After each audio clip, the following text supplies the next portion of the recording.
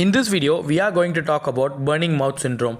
According to the International Association for Study of Pain, it is defined as the burning pain in the tongue or other oral mucous membrane associated with normal signs and laboratory finding lasting at least 4 to 6 months.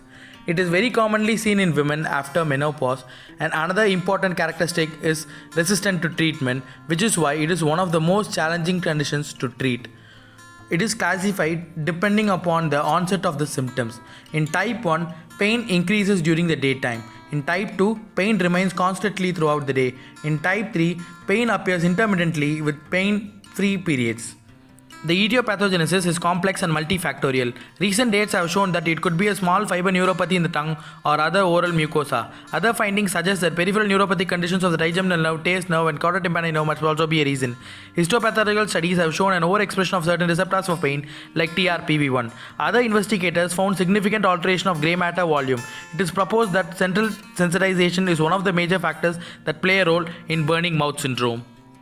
Local etiology should also be considered as causative factors. This includes poorly fitting dentures, parafunctional habits, oral mucosal disease, local allergic reaction, and candidiasis.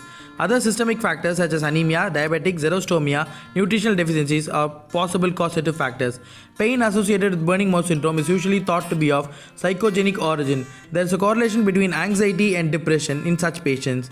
Knowing the etiology is much important while treating the disease. Patient usually describes the pain as burning, tingling, itching, pricking, numbness.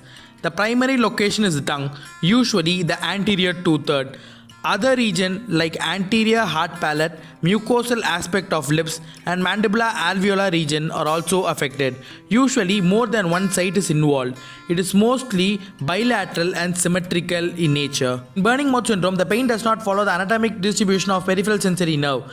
Patient also complains of xerostomia, and almost 2/3 of the patient complains of altered taste sensation. Successful management, we have to consider both the physiological and psychological aspect of the disease. The treatment includes topical, systemic, and behavioral therapy. The most established topical therapy is clonazepam 1 mg, which should be sucked and subsequently spit out 3 times daily. The next topical therapy is capsaicin. It is considered desensitization of TRPV1 receptor.